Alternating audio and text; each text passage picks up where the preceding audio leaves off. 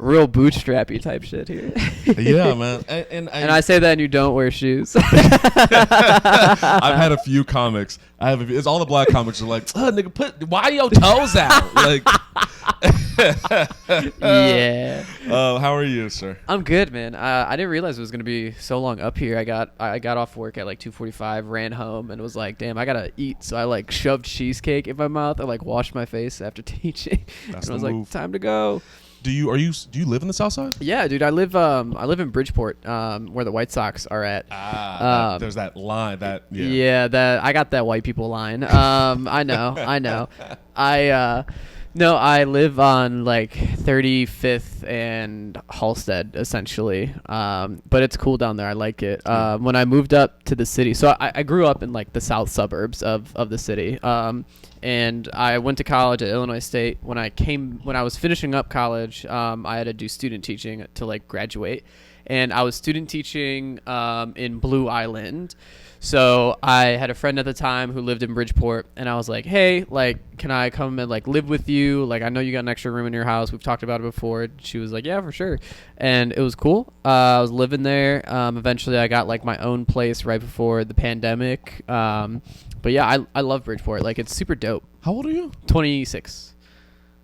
So you were like 23. Yeah, dude. So I graduated. I got my degree in November of 2019 because that was when I passed my, like, to become a teacher in Illinois, you have to take what's called the EdTPA test, which is basically like you record yourself teaching, you submit lessons to the state, and they're like, you're good. You know, I barely passed. Like, barely passed. And then the next year, because of the pandemic, they didn't even make anybody take it. So I was like, y'all are tripping. I was like, this is bogus. Yeah. I can imagine. So I did that. I got hired in the district that I was working in, like, as soon as I like passed it, as a teaching assistant, and I moved to just a different school in the district, and I was at that school during the pandemic. So I was literally only a working adult for like November, December, January, February, for like 4 months, and then the pandemic happened.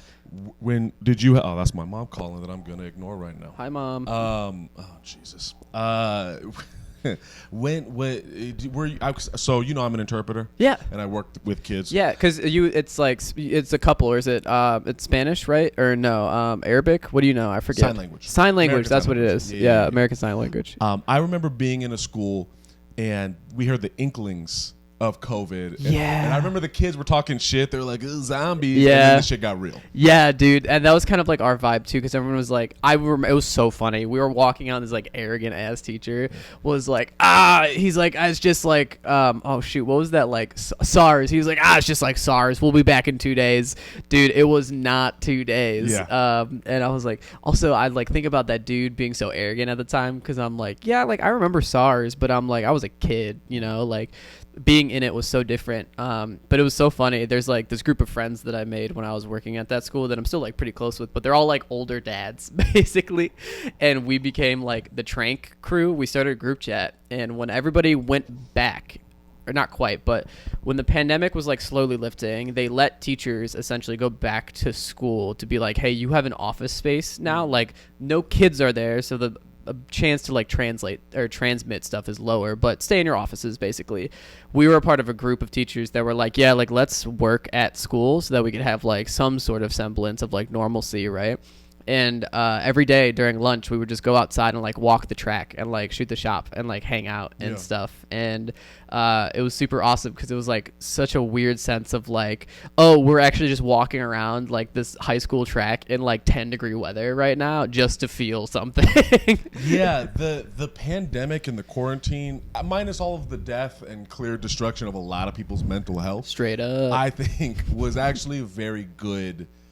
Break is not the right word. No, but break. Like our principal there, he talks about it now all the time. He's like, if we had a pandemic-like thing happen every like 4 or 6 years in education, schools would be totally different, because him, from like the administrative standpoint, was like nobody was in the building, so he could like get electricians in there to like fix up X, Y, and Z thing without kids being in the way. Like he totally redid the way that the school is laid out. Like he added posters, did painting, like got rid of old asbestos that was in the building. They were able to do like a lot of like legitimate maintenance that buildings need to be shut down for a long time for, but like weren't. you know. It's this endless grind that we're on, and we're back on it. It's straight up. But so you went to school to be a teacher. Why a teacher? So my dad died when I was like 12 or 13, and I remember at the time my like teachers were a really awesome support for me in high school. Like I didn't know it at the time, but like as an adult now, I'm like, oh, they were definitely there for me. And I was like the oddity because I had a lot of like male teachers in the building when it's such like a like women centric profession. I think a lot of the times, especially like with middle schools and grade schools, there's just like not a lot of dudes teaching right now. And I did speech and debate in high school too, and all of my coaches were men, so like they were really, really dope, and it was like a cool idea to kind of like see them and, you know, think about them as like a career path. And I think it was something because I still think about teaching like this. For me, it's kind of like a platform for like other things. I was just talking with a coworker today about it. Like, we have in CPS, there's a lot of people who like will move schools, and a lot of people end up moving schools because they have like kids or family or anything. And my department chair is awesome. I love him. He's like, I've been at the school for X amount of years, and he's like, I'm staying here. He's like, I live like 10 minutes away. It's easy, like my family's here. And he's like being here is like a foundation to do cool stuff on the sides.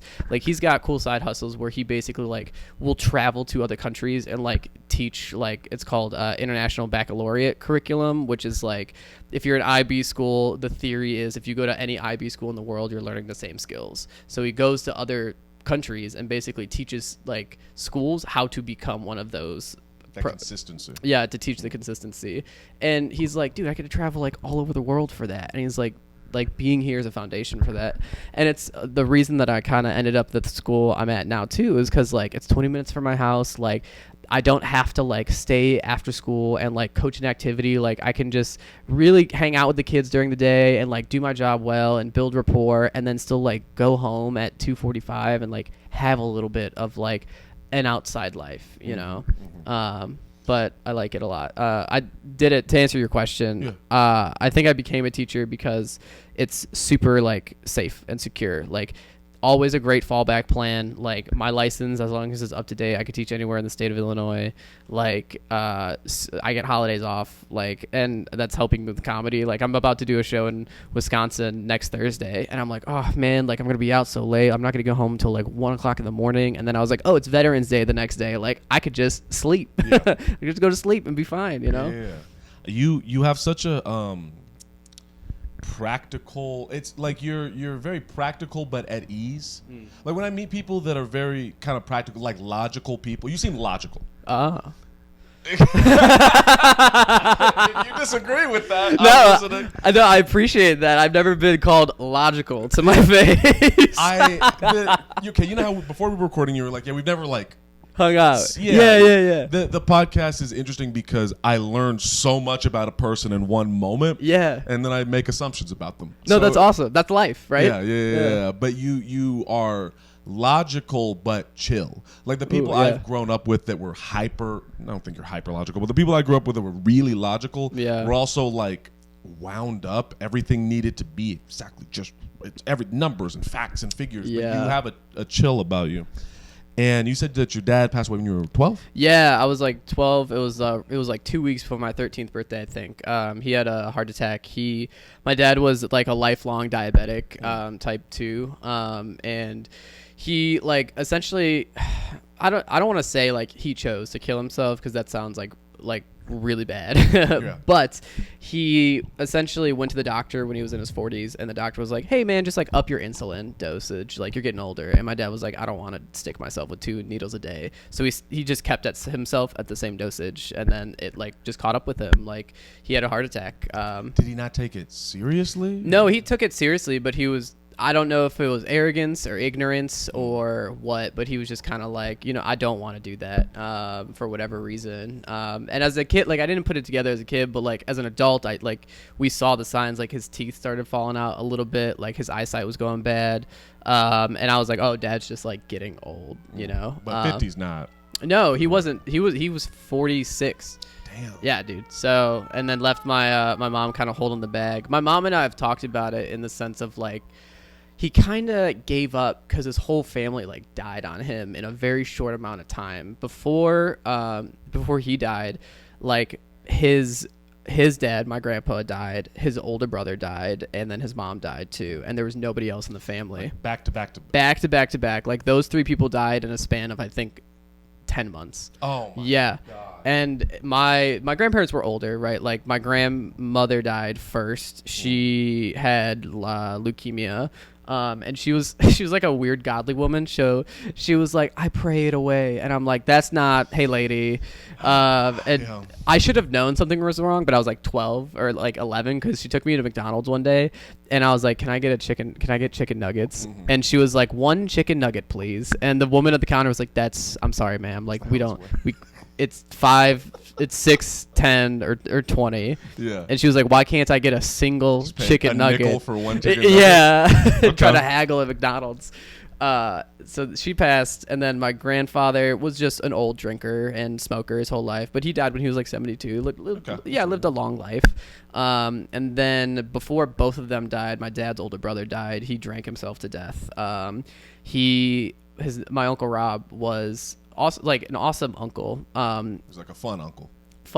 Like super cool, taught me how to fish and everything. I didn't know this until I was older, but he died because he started drinking because he was in a super bad car accident in his like 20s or something like that, and he had a wife at the time who was pregnant, and the wife and the kid both died in that car accident. So he just like drank himself to death basically. And then my mom was like this golden figure in the family of like, oh my God, you brought like my brother and me into the family's lives, and we were like dumb little white boys in the suburbs with all these people.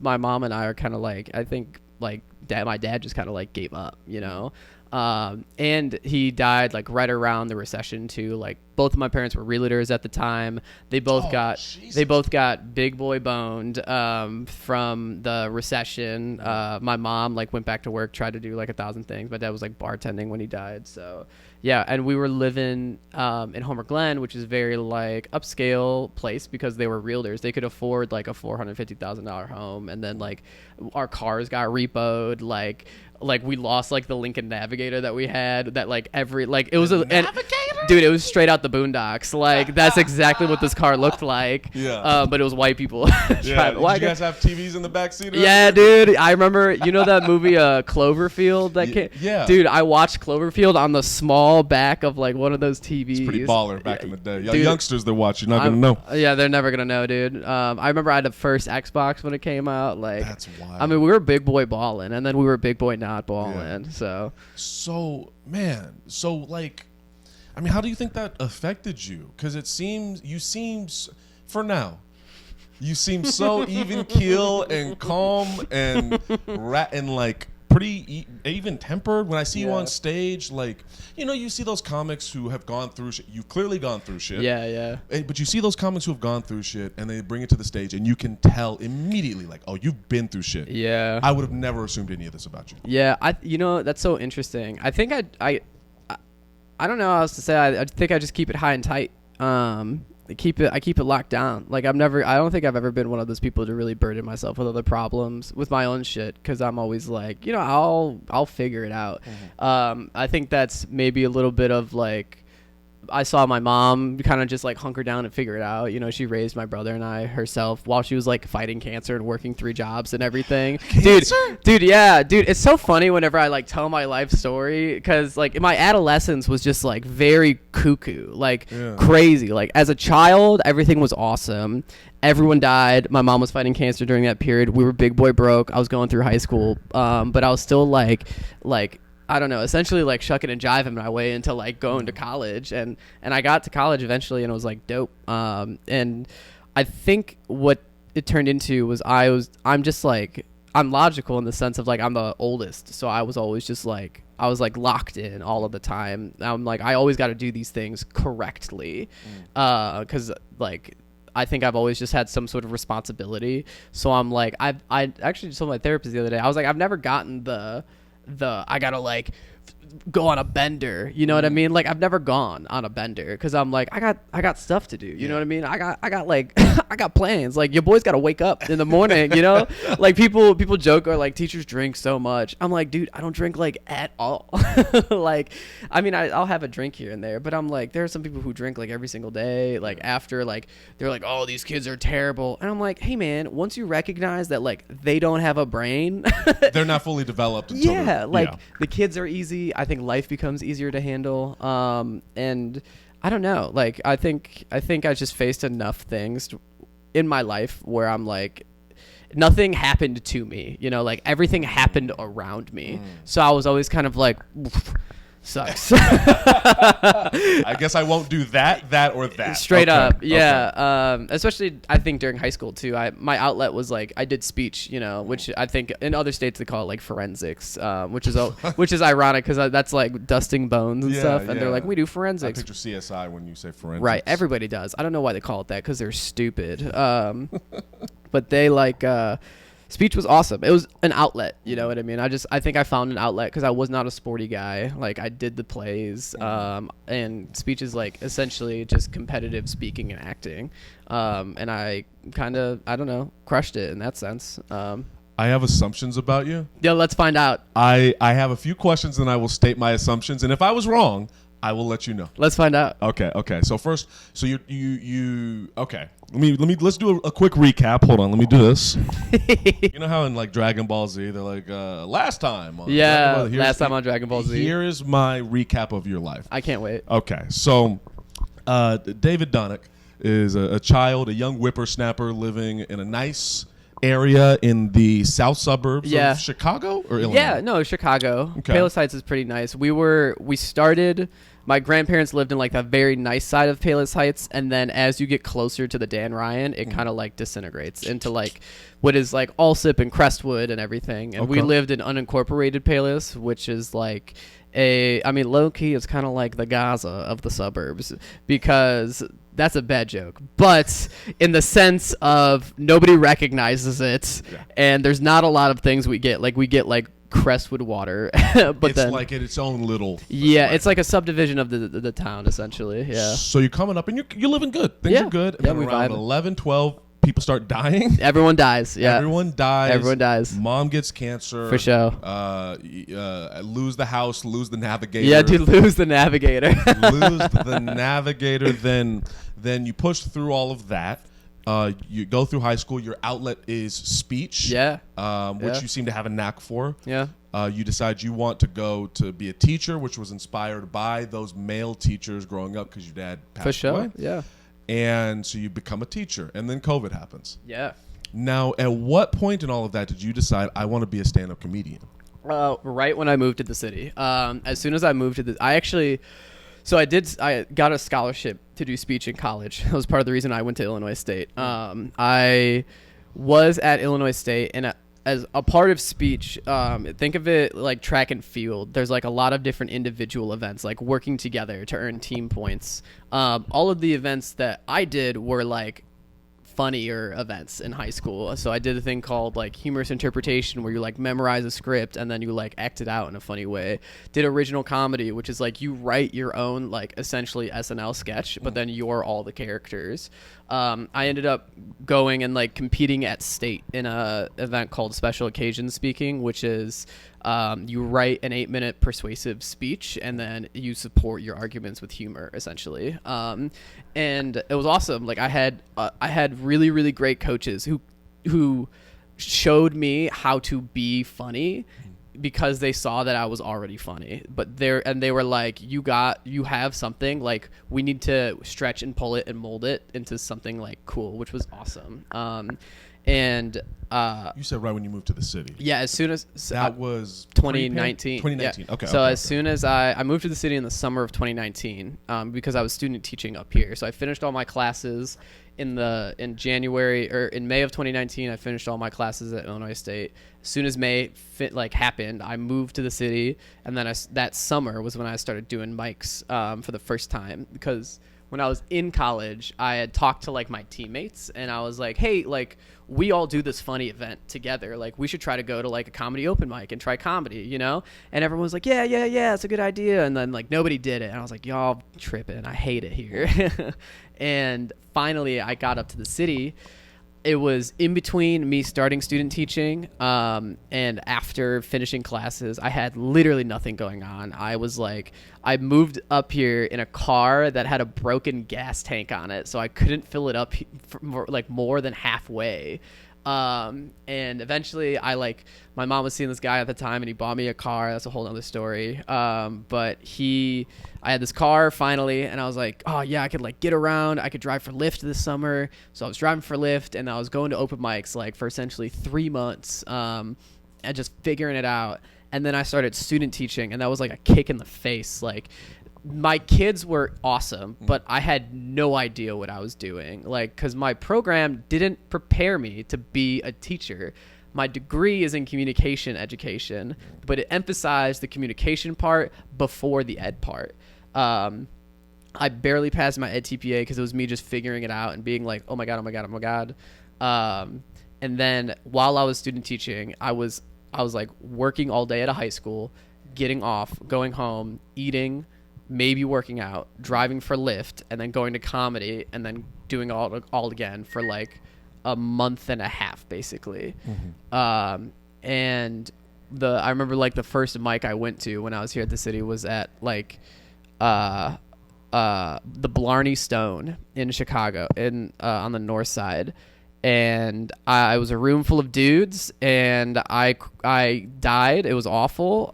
Casey Larwood was there. She was the only woman there, and she was the only funny person at that mic as well. And it was so hilarious because I was like, I came from like a very like, I don't know, woke like college, I guess. The crowd I was in was very like identity politics oriented, and I was like, I hate being a white dude in a room full of white dudes, and then doing the thing, you know. And then Casey went up, and then was of course the only funny woman, and I was like, of course she's the funniest one in here. Like, she's crushing it. She's the best writer.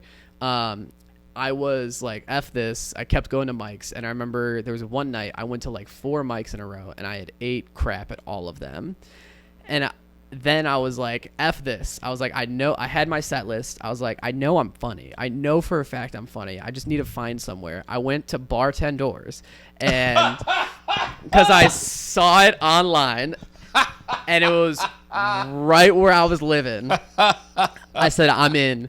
Dude, I go. They were like, there's a cover to get in here. And I was like, all right, whatever. Did you tell him you were a comic? No, because I just was a little scared white guy, and I paid him $10. Before you keep going, we've talked about Bartend a lot on this podcast. Really? Yeah. Oh, hell yeah. But just in case, for the uninitiated, can you describe Bartend? Yeah. Bartenders is an open mic in Chicago hosted by the Destin legend Leon Rogers. It is an all-black room. When I say I went there and I was the only white man in a mile, it is not an over-exaggeration. And I went, and this was over the summer, so I went on like a packed night, man. Yeah. I go, I sign up, I go up, I don't know, like somewhere late. It's it's like 11 o'clock. But I crush. I crush. And I was like, fuck yeah. I was like, finally, man. I knew it. Like, and I was doing jokes at the time that were very like Dion Cole-esque, because Dion Cole has he's got that paper and, writing jokes bit. I low-key just stole that 100%. And then eventually my friend was like, you should stop doing that. I was like, you're right. My jokes are like, I don't need this gag, I shouldn't call it a gag, but my jokes were in the same style of like very clear setup punchline, just like trying to find the joke. I did like 7 of those jokes, and each one of them like essentially ripped in the room for what it was. And then I like went out to like stand in the back of the room, and the door guy was like, hey man, I didn't know you were like a comic. And then he gave me my like $10 back. That's awesome. And I was like, I didn't, so I like technically got paid that night, but like realistically I just broke even. Like, that's what happened. And after that I kept going, man. I just kept going. You the gas to keep going. Yeah. Like, it's a really formative time, because it was a moment for myself where I know something to be true about myself, but the world is not showing me that it is true. So I will continue to go until the world can see that it is true, you know? I do know. I know exactly that feeling, and I have the utmost respect for people that follow through on that. The way you were saying, like, all of your other little comedy buddies and what you were doing were like, yeah. Sure. There's so much of, I'd love to, I'm gonna. And then they just don't, They just don't. Yeah. And that's fine. You know, they do what they want, but okay. This leads me to my assumptions. Yeah. Purely based off of where you live, where you grew up, and your jokes about being a teacher in the area that you're a teacher in, I assume you grew up around black people? Almost. I grew up, I went to school with black people. Okay. The school that I went to Shepherd High School in Palos Heights. It's like, I don't know what it is now, but when I was there, it was like, I don't know, like 30%, no, probably like 60% white, and the rest of it was split between like black and Hispanic. But it's mostly white. And a lot of the friends that I had at that school were from the like Cal Park or Robbins on the Southside. I was on the speech team. We had we had a couple of black people on the speech team, which were awesome, and I was like always friends with them. And I remember just like in classes too, like I was always, so the way that classes kind of worked out, there's like remedial classes, like regular level classes, and then like advanced placement classes in high school.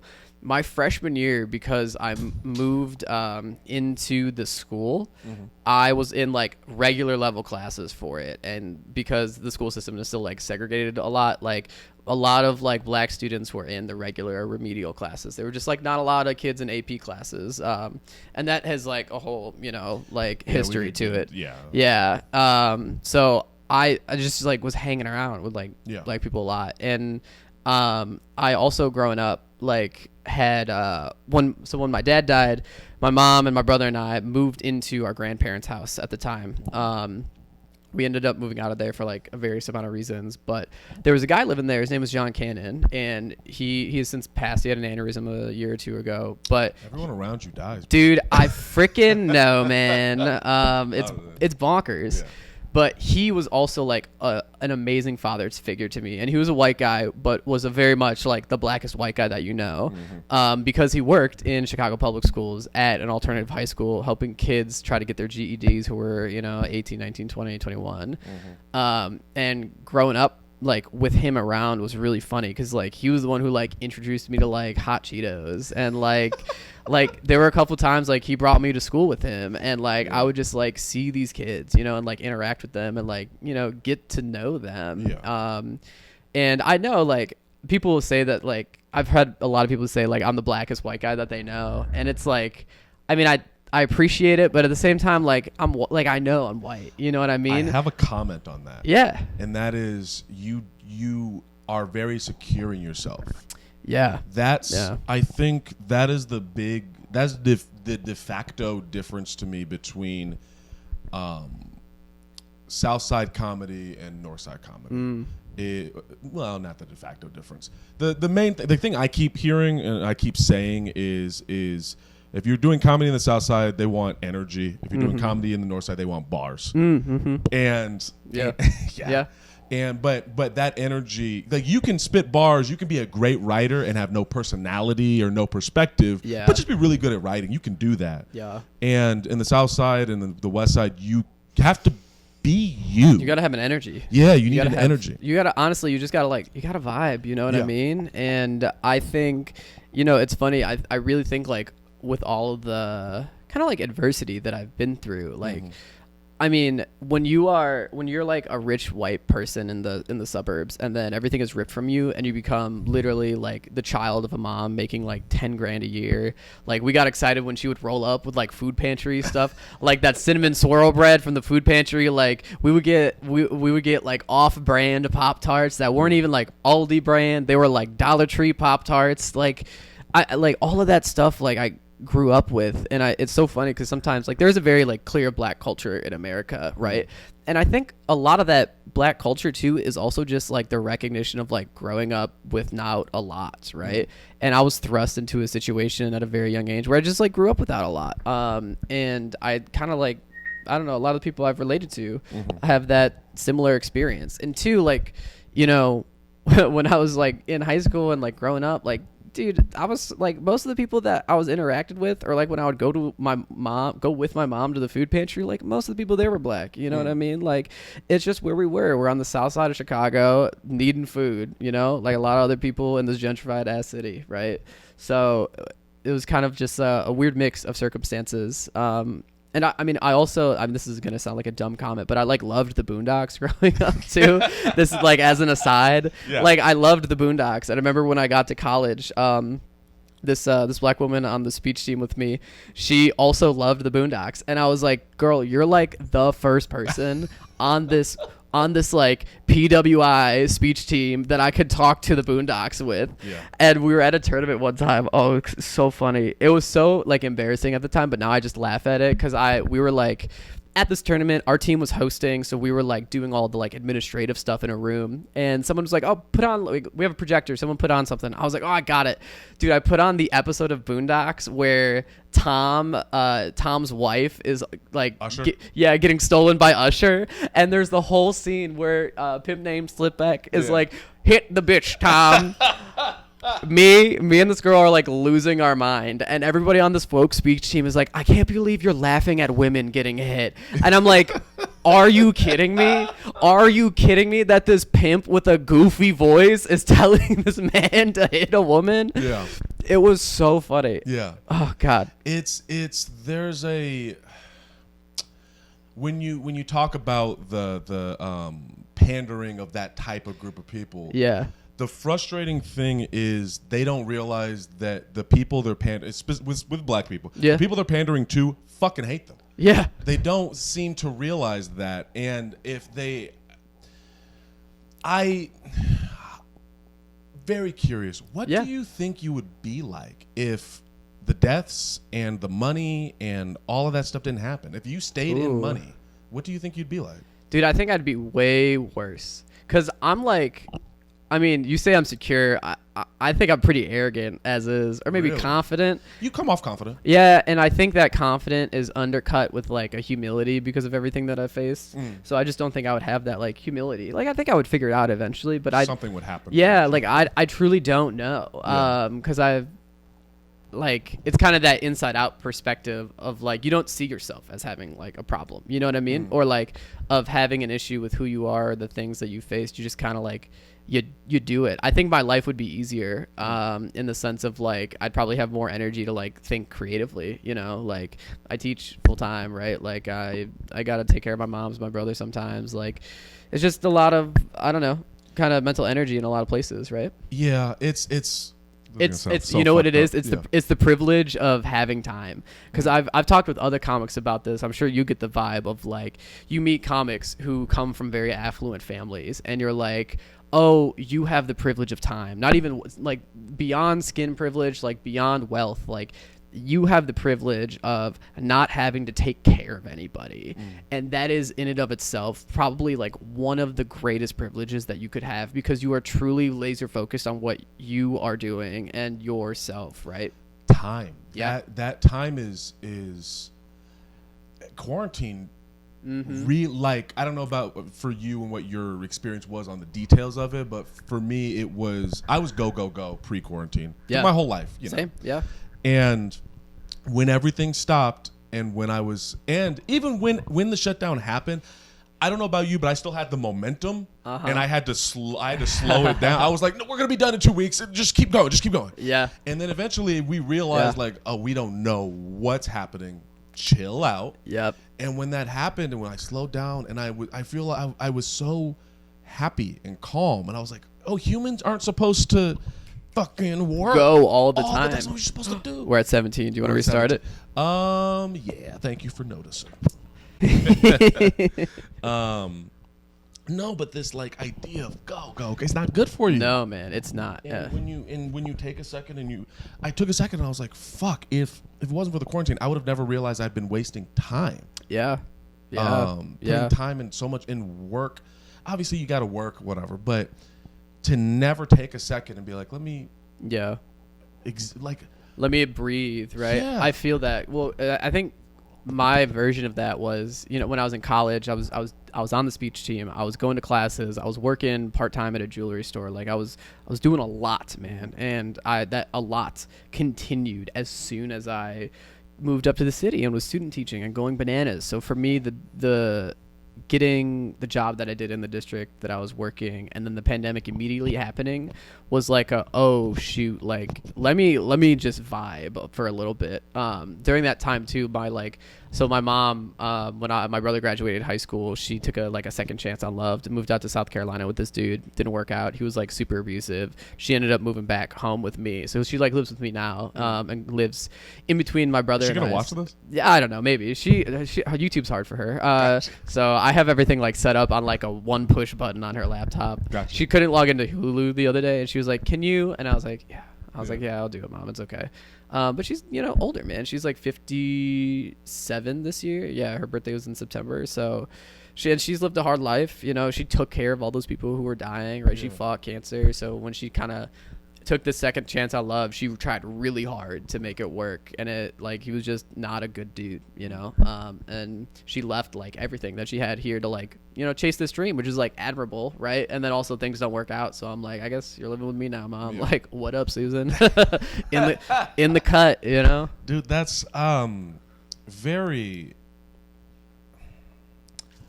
good of you.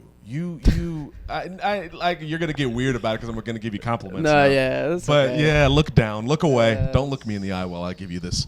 But you, I don't, even I wouldn't say that I know you even still. No, I know.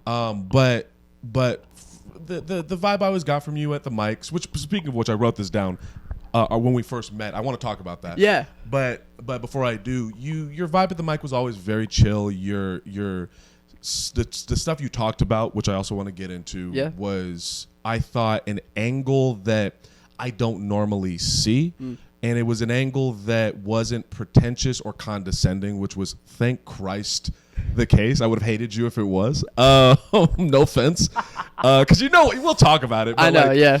But you're hearing the context of why you wanted to be a teacher is like, oh wow, that's actually, outside of just wanting breaks from school, like that's a very admirable thing. To speak to culture, I know that in white culture, there's not an emphasis on taking care of your family when they're not good. Yep. And you have surpassed that part of the culture. You're chill. You seem smart. You got cool haircut. No, like, you seem like a very good, just a good person. Thanks, man. I appreciate that. Yeah. Truly. Yeah. But I'll stop sucking your dick, and cool. we'll sick.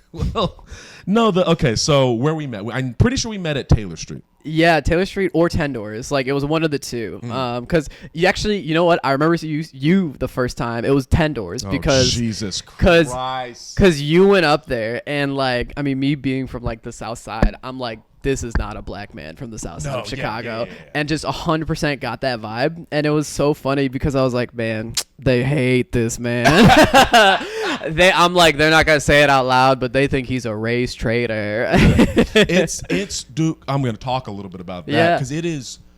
It's gotten better the more I understood myself. I think whenever you saw me at Bar 10 was probably early on. It was right when you first got here. Yeah. That was what I remember, because you're like, yeah, I'm from California, and I was like, I knew immediately. Yeah. Like, yeah, it was, you could tell. It was cool though. Like, I get it though, because like, it is, I mean, I guess to speak about like the South Side life that I've kind of like lived, like it sounds dumb, and this is going to sound like such a weird white guy thing to say, but like, I can tell like when a black person is from Atlanta or the South Side of Chicago or the West Side or California. Like, when I met you and like Erickson, I was like, oh, you guys are not from the Midwest. Like, there's just not it's a different vibe, like and I'm sure that the same way it goes, like black people could clearly tell like a white person from Chicago versus like a white person from Wisconsin, Wisconsin or Kansas, whatever. It's a vibe. Yes. And it's the vibe that I got from you, which was like very chill, you know what I mean? And like, yeah, like, I'm cool with everybody. And the vibe, the vibe in the the room was like, no, you gotta hate certain people, which was so funny because you're like, love is love, and they're like, that's gay. Yeah, no, 100%, 100%. And when I first moved here, it pissed me the fuck off. And it should, dude. It should. Yeah, and the part of it was, and I understand that part of it is like, well, you're just not from here. Yeah. But the other part of it is that type of group of people, that type of black people will see a black person like me and think my life was easy. Yeah, it's exclusionary for sure. Cause yeah, I think you had like, you know, you're like from this California vibe. Oh, everybody's rich in California, right? Which I think is more. I think that's like low key more of a class thing from the Midwest. You know, like it's just we work hard as shit out here to earn the things that we get. And I mean, I have this perception too sometimes. Like, I mean, there's comics who I've met who are from California, and I'm like, oh, dude, like you straight up just had it easy. And then I learn about their families and their lives, and I'm like, okay, my assumption was like correct. You know, like 8 times out of 10. So it's and I get the assumption. Yeah, I get it. But it's like I wasn't by the beach. I was in the desert. I was in the desert with crazy racist people. Like it was awful. And so, and I didn't know myself. A part of me moving out here, I don't know if we've ever talked about this. It was like a journey, right? Because you like left a job or something like that. I left everything. Yeah. I left everything to come out here and not only pursue comedy, but find myself. That's cool. So thank you. So when you met me there, when I was doing all of that, I don't think I was confident in who I am. Yeah. Not to say if I go back there, it's going to be great.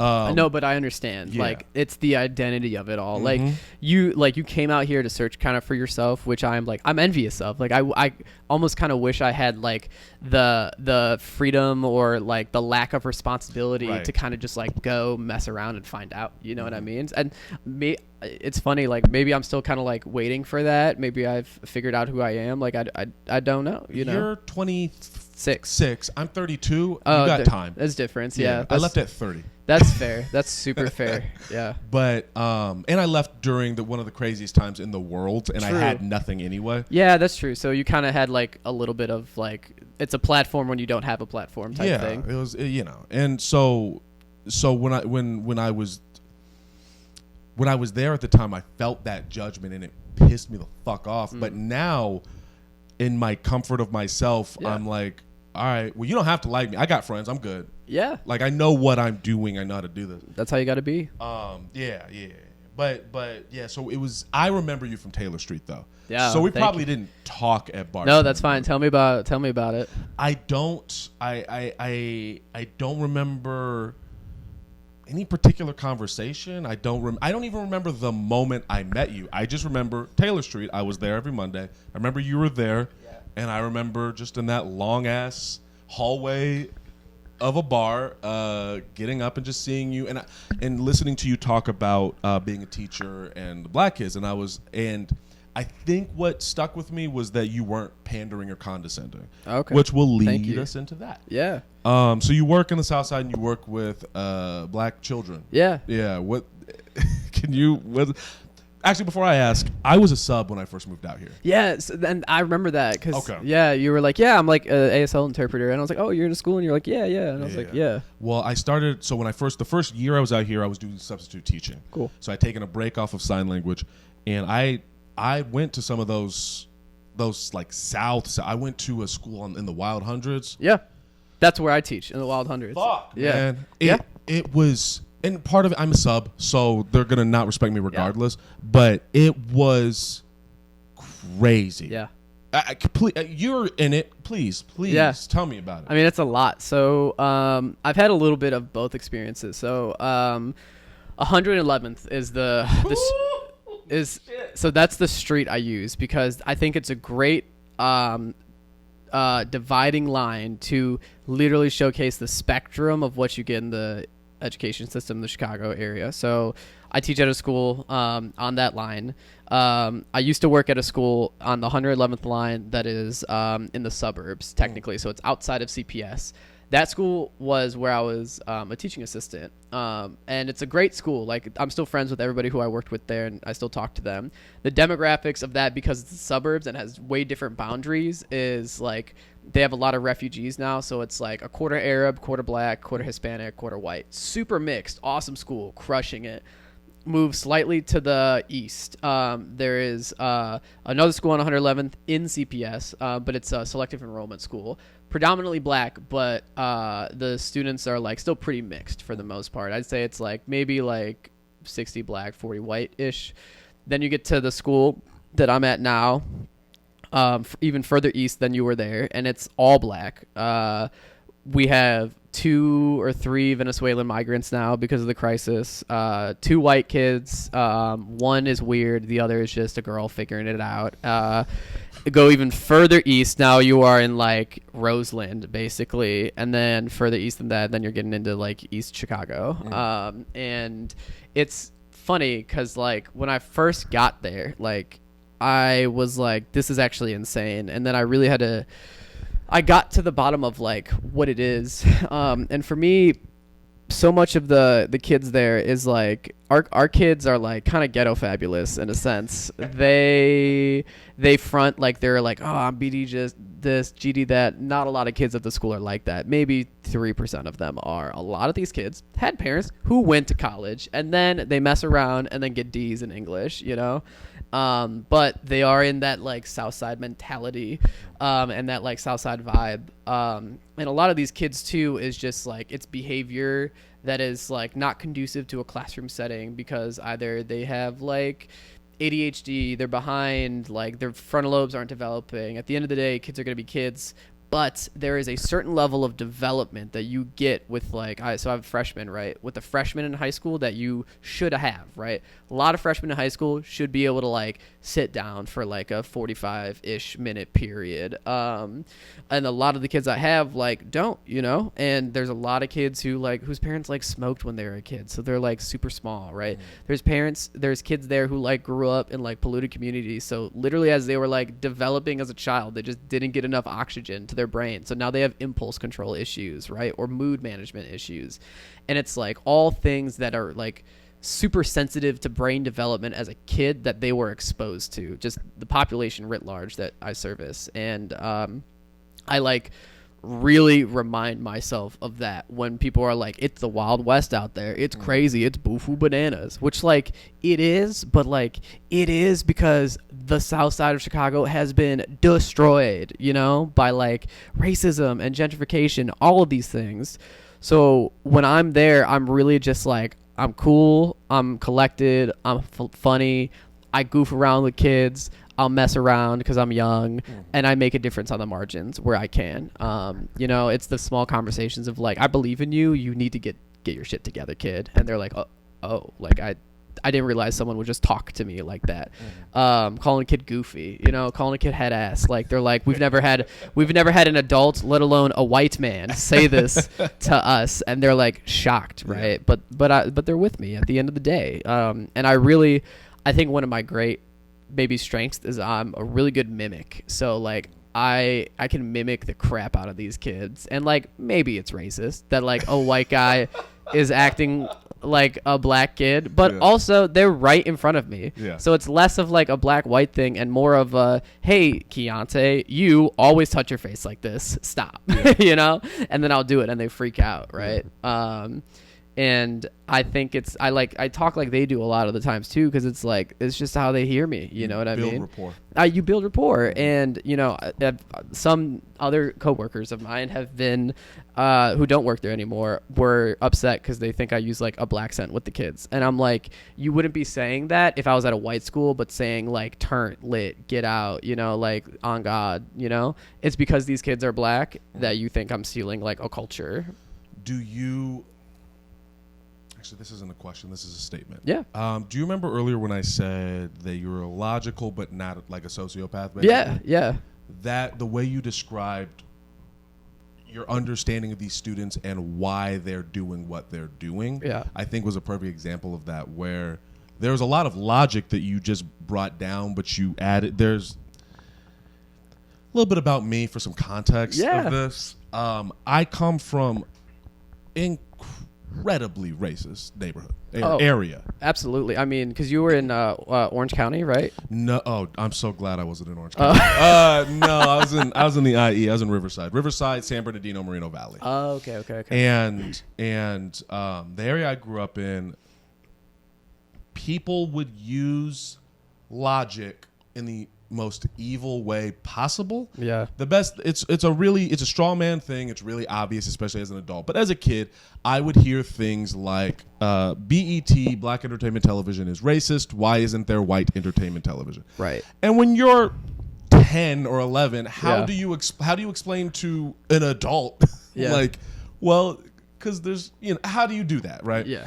A lot of that type of logic where, yes, I know what you're saying, but it completely removes context and emotion and history.